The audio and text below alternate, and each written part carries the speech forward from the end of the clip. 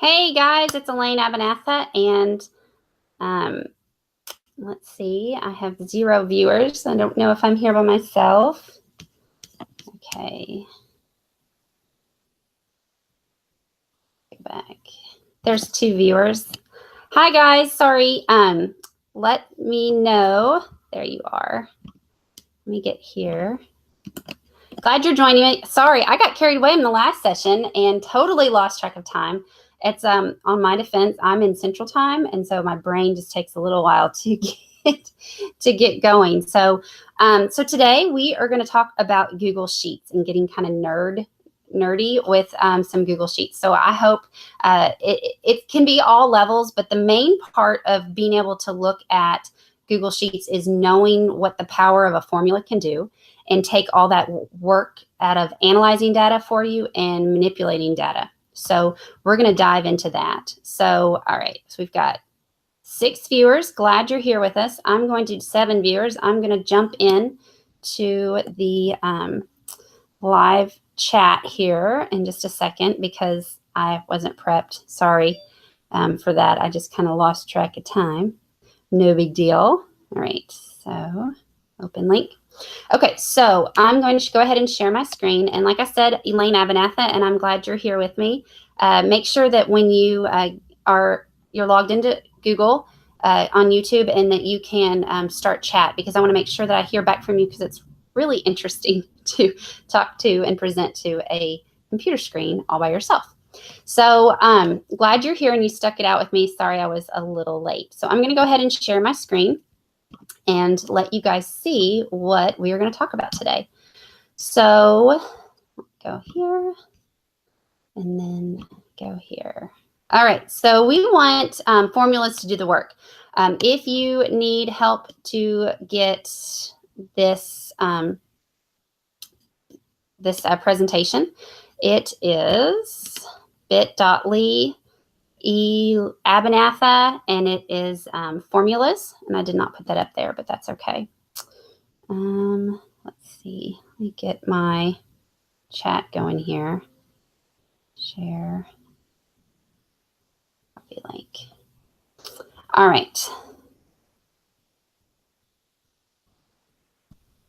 I want to make sure I can see your chat so that I can, there it is. Okay.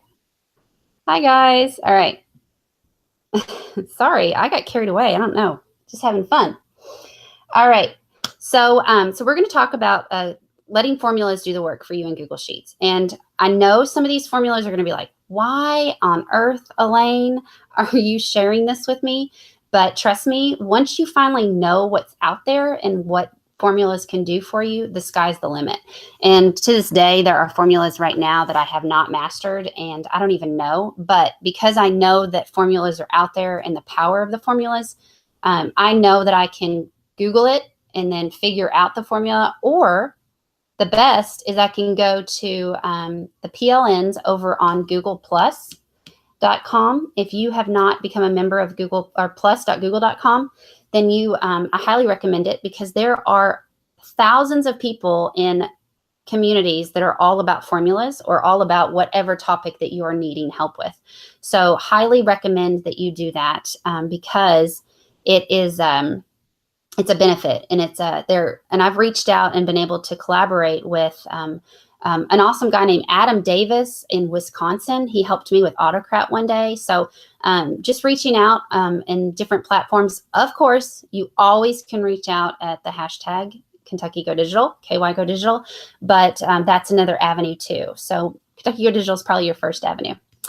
All right, so what we're going to do is we're going to take a look at these formulas. And here is your presentation.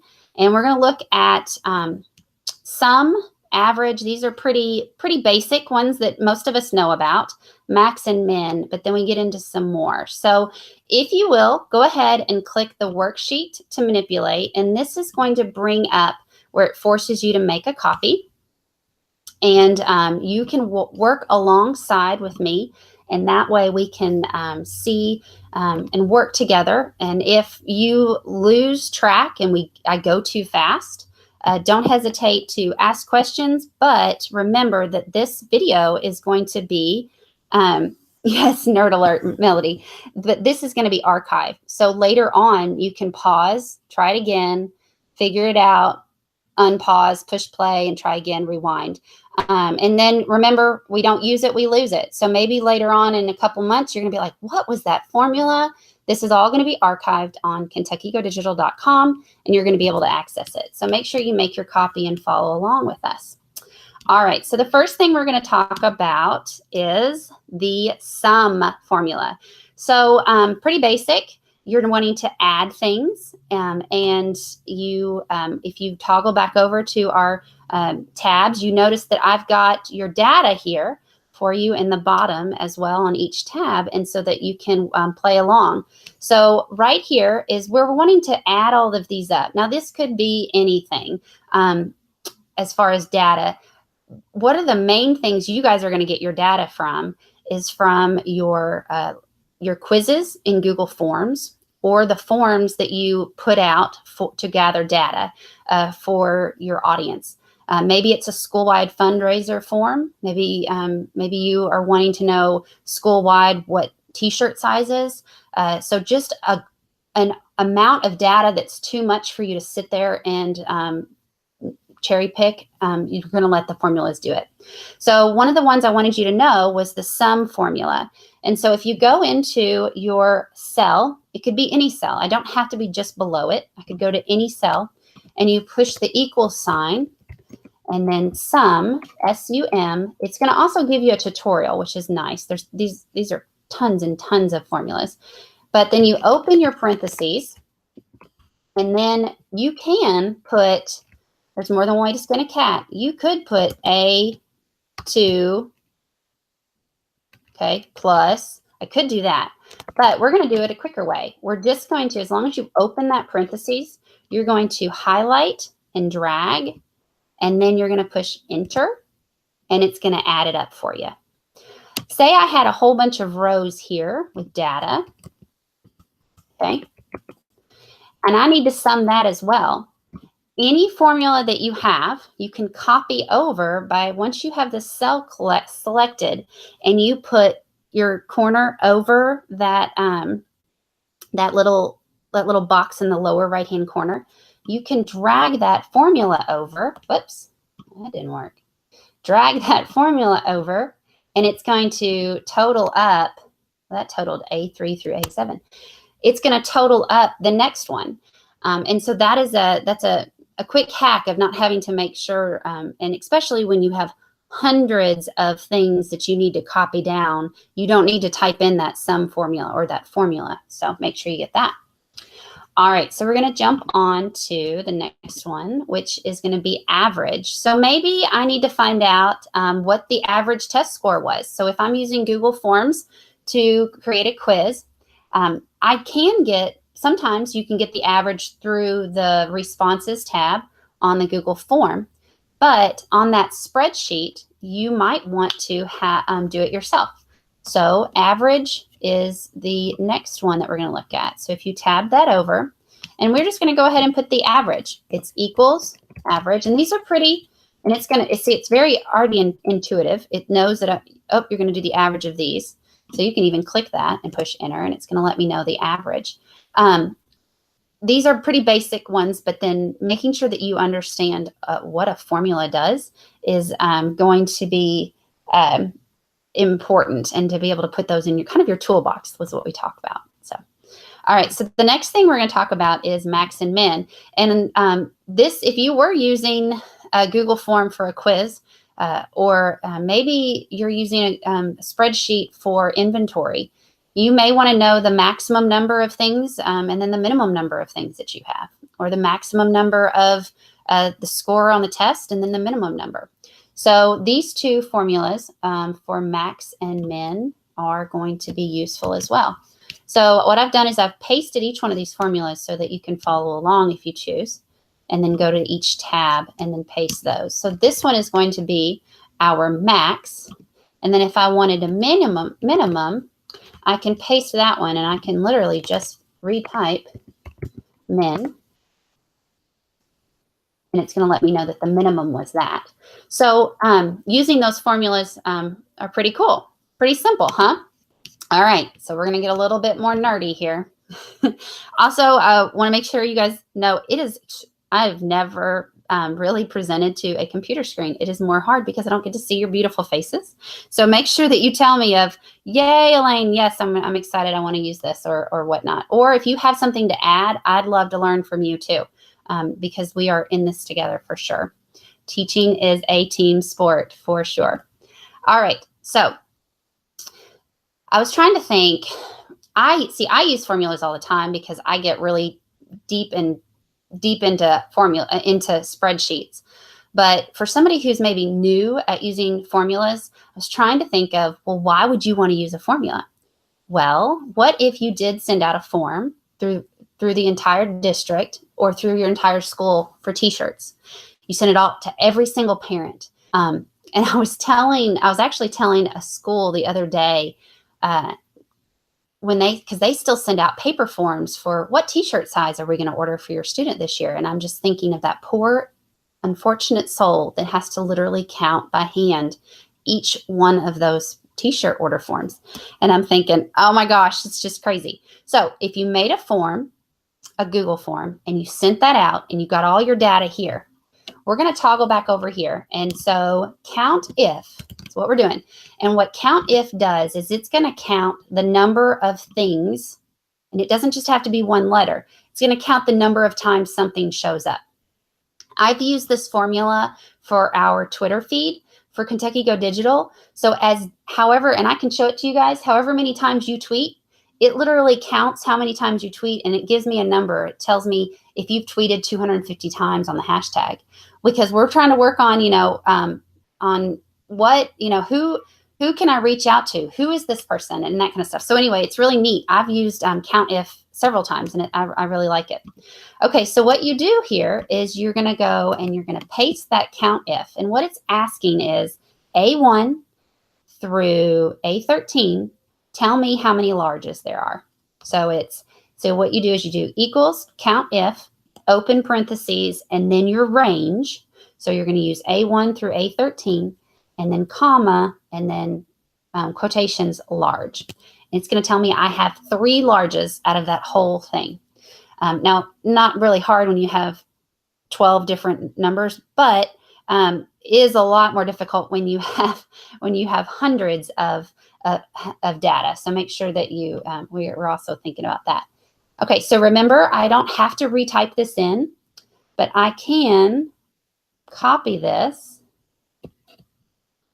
And what this did was, okay, so we don't want it to be, and you always have to check your formulas. We don't want it to be B13 because it's only telling me I have one L. So we want it to be A1 through A13. And I want to see how many, I think it was medium was next. So it tells me I have 3 mediums. So then I'm going to make sure that I know A1 through A13 and how many extra larges I have.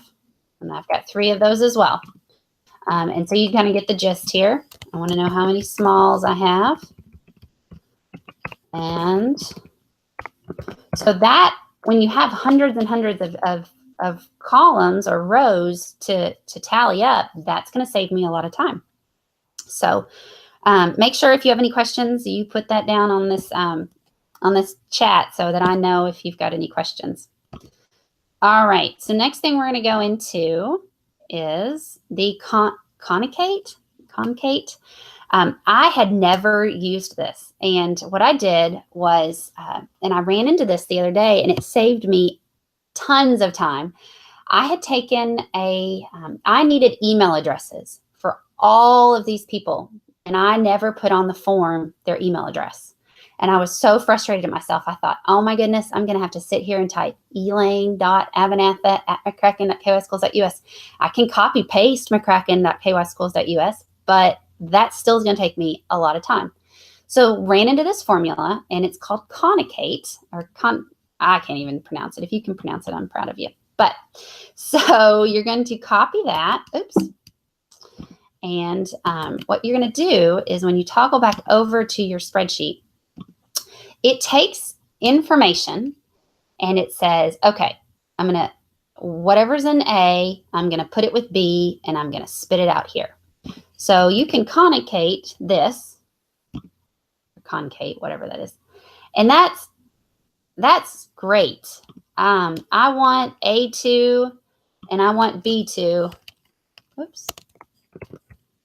Make sure you always check your formulas too, because that sometimes it gets confusing. I want A2. So this would be first name, last name. Well, there is a problem right there. It's not first name and then last name. So maybe I want to put in this, and I want, oh, okay, Megan's got a question. I figured out how to connect my Google Forms data to Sheets, but I still can't figure out how to format the Sheets to organize the data in useful ways. This will be helpful. Awesome. Yes. We also need to talk about if you want to filter data, make sure you know what this filter button is. It looks like I call it the martini glass, but it's really like a siphon. So thanks for your input or your feedback, Megan. I really appreciate that. But that filter will help too. So we can look at that in just a second. But so this one is, and we're going to resize this column so that we can see it. But maybe I don't want B2 and C2. Maybe I want B2 and then I need a space. So I'm going to put this right here. Why is it doing that? C2. Oh, because it's not, I want B2, not C2. Okay. So what is that? All right. So I have B2 and B2. I want A2 and B2. There we go. There's the first name and last name. So another awesome option is this one. So you can say, I want A2, then I want you to put a dot, which is normally the way our emails are, and then I want you to put B2, and then comma, and then these are in parentheses, whatever else. So that was how I quickly created all of those email addresses, because I hadn't done that. Now I had to remember that some people are, if their name is Robert and they go by Bob, they may have put Bob in. So I did have some that I had to hand pick and hand fix, but overall it saved me tons of time. So let's go ahead and copy this formula down, and so that we have email addresses all right here. And then I wanted to show Megan real quick, if I needed to alphabetize these or whatnot, there is a feature that I have not seen. It is called, where is it? It's called Filter View. Okay. And so what this does is it freezes, if this is a spreadsheet that has a whole bunch of people on it, I don't want to manipulate the data and mess it up for them. So you can create a new filter view. You can also name filter views. So maybe you wanted to look at it, filter it this way, and then come back and look at it another way, and then go toggle back and forth. But you create a filter view, and what you do is, maybe I want this alphabetized. So I'm going to select the column that I want alphabetized, and then I'm going to sort it A to Z. And so make sure that you're familiar with sorting things as well, because that will help you out with filtering and keeping things all organized as well. All right, so we're going to add another formula to our bucket here. And so this is where I've kind of talked about, that's one of the things that I get from from all of these digital tools, is the sky's the limit. It amazes me what people come up with to use these tools. And so I was with Brooke and I was with Heather, and we were at a conference in Elizabethtown. I think it was an ed tech conference. And there was a gentleman there that was talking about how they were using a Google form for positive reinforcements and negative reinforcements, or, positive marks and negative marks with their students. And that's a whole nother session, but I would love to do that. But they were, and I was thinking of how much data that would be and how these formulas would work. But one of my, Andrea Heisner, she's the first person I saw that said, I'm going to use a hall pass as a Google form. So what she did was she created a form, and she created, and she used it as a Q&R code. And of course, she's a high school teacher. So what she did was She put this Q&R code right beside the door. The students have their phones. They scan that just with the camera app. You don't even have to have an app anymore for Q&R code with iOS for Apple products. But they scan that Q&R code. They fill out that hall pass. And now what I'm going to show you guys is how you really keep track of who's your abusers and who's not. So let's look at that real closely. So if you go to the next tab and it says unique, I just made some fake data here, and I want to know who are the abusers of my hall pass. It's like a whole nother job especially if you're middle school and you have to keep up with how many tallies a kid has. We all have different systems, but this is an awesome system that I've seen. So I'm wanting to know how many students have gone to the restroom. So we're going to use the or have used the hall pass. We're going to use the unique. And what unique does is it says, I'm going to look at this entire column and I'm going to see all the ones that are unique. And it's not going to count how many times, it's not going to count how many Elaines it is yet, but we're going to get there. So I'm going to see how many different people are in this thing. And so we're going to paste that in here. And what it's saying is it's saying which ones are unique from B2 to B1000. And the reason why I went to 1,000 was because this is going to keep going because it's a live hall pass. And so I don't want to have to keep updating that data. I just want to be able to see it. And we can also look at publishing things as well, or charts if we want.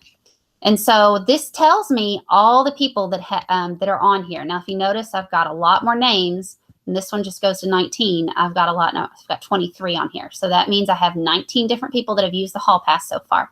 So now I need to know who's my abusers, who's my most people that have gone and used the hall pass. And what we can do is use the count if.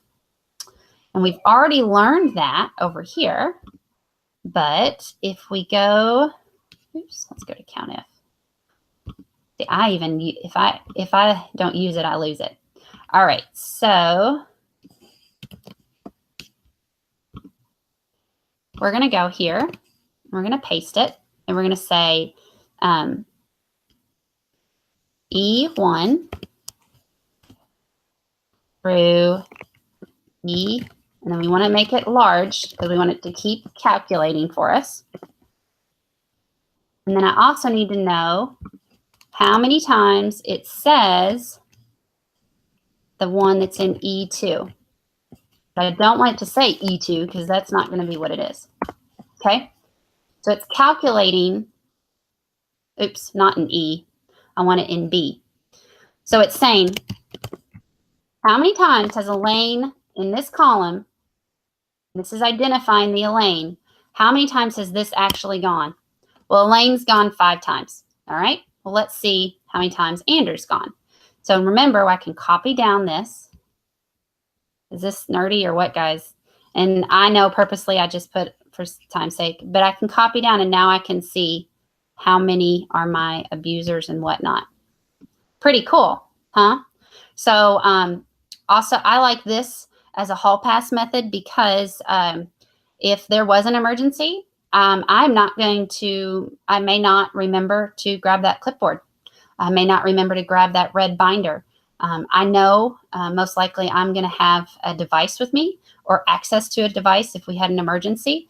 And so by using this digital hall pass, I would like to know who's in my room and who's not. So that to me is a big thing. So, all right. So give me feedback, guys. Did you like that? Did you didn't like that? So that unique thing can be used for lots of different things.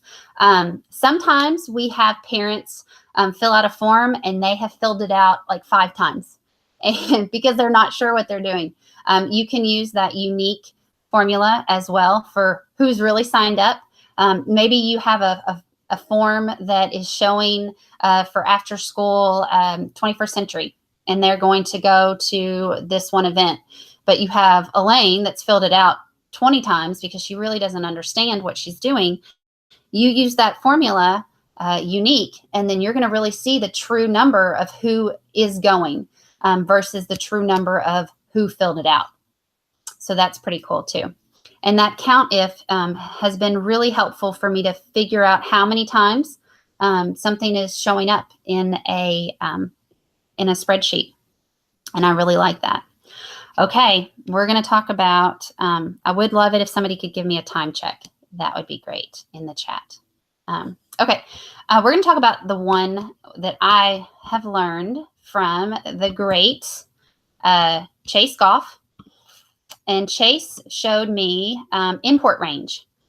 And why I use import range is to take data from one spreadsheet and then duplicate it on another spreadsheet or another part of a spreadsheet.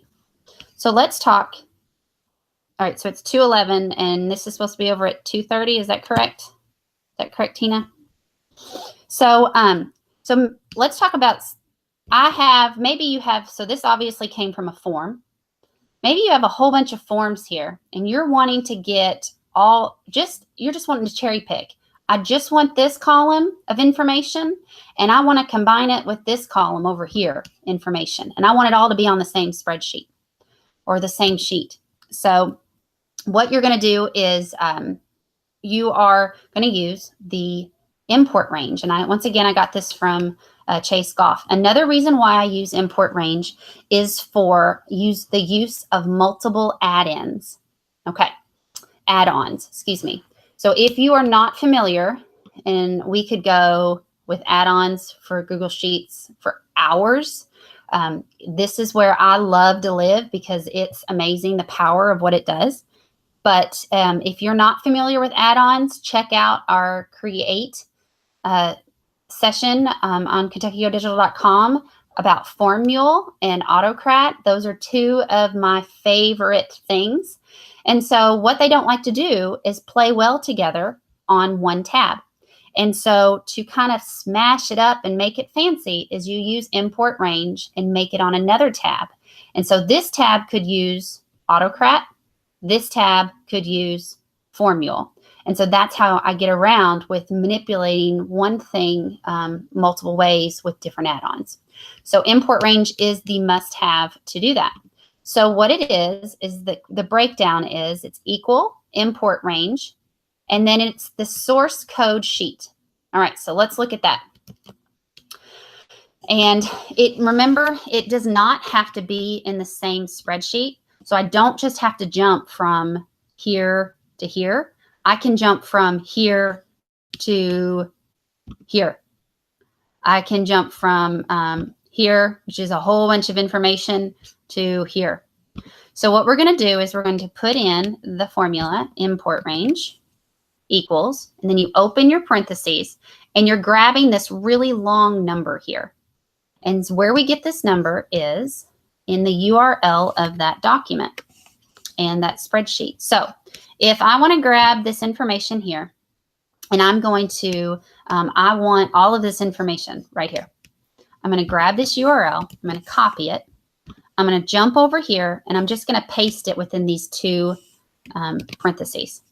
Now, where it says D and that /, I want to delete all of that. This just tells the computer that it is a Google spreadsheet. So you've got all of this information, and then you are going to tell it what you want to get from that spreadsheet. So if I was going to grab this, I would want to say it's going to be registration. And that exclamation mark means only that. And then this is the range of what you're going to get. So maybe I just want the names of these people that are on registration. I just want column B. That's it. I don't want all the other stuff. So I'm just going to say B2 to B1000. Okay. It's going to give you you need to connect these sheets. So I'm going to allow access. And then all of a sudden now I have information right here that is from a whole nother spreadsheet that is not connected. Okay, so thanks, Lisa. Thanks. So I'm pretty much almost over. Import range and unique and concatenate and COUNTIF are all amazing formulas. And I hope you've gotten something from it. and make sure that you jump over into, and I'm going to wrap it up for us. And if you have any questions, this is recorded, so put those questions in there, and I can make sure that I can get back to you, or just tweet at me on the hashtag Kentucky Go Digital. But if you are a Google Plus member, free, of course. Well, maybe we want Google Sheets instead of this. Okay. So you can go here,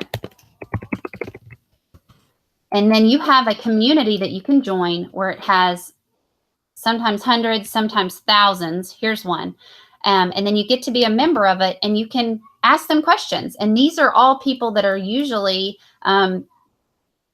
very familiar with these formulas. And so I've asked, I need to do X, Y, and Z. What formula do you suggest? And sometimes you'll get even somebody that will help you, and you can share that document with them, and they'll walk right, or even get on a Google Hangout. So reach out and let everybody know if you have learned something today. Tweet for me and let me know if you've learned something, and I hope you have. And I guess that's going to end our session, and I'll see you on the hashtag.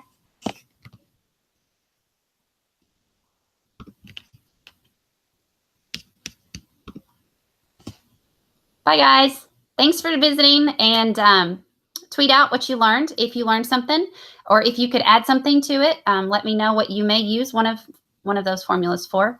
And a 2:15, Lisa, thanks for keeping me straight, because last time I went way over. So 2:15 is when we're supposed to end. It's 2:17 your time, and we are going to go to the gratitude session circle. So make sure you go there and join us on the rest of this venture. And no, gratitude session. We've got a whole nother PM session. I'm just not presenting for that. So go on to your next session and enjoy it. See you guys later.